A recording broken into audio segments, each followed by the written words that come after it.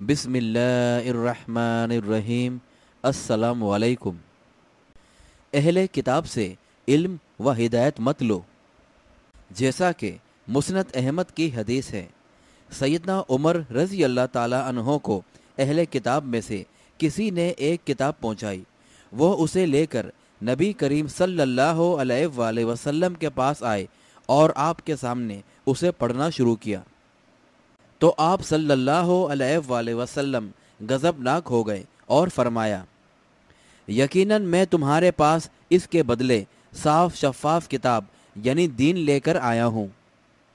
ان اہل کتاب سے کچھ نہ پوچھو، ممکن ہے وہ تمہیں صحیح بات بتلائیں تو تم اسے جھٹلا دو، یا وہ تمہیں جھوٹی بات بتلائیں تو تم اس کی تصدیق کرو۔ قسم ہے اس اللہ کی جس کے ہاتھ میں میری جان ہے، اگر موسیٰ علیہ السلام بھی زندہ ہوتے تو انہیں بھی میری اتباع کے بغیر کوئی چارہ نہ تھا۔ اور صحیح بخاری کی حدیث ہے، سیدنا ابو ہریرہ رضی اللہ تعالی عنہ فرماتے ہیں کہ اہل کتاب تورات کو عبرانی زبان میں پڑھتے اور مسلمانوں کے لیے اس کی تفسیر عربی میں کرتے تھے۔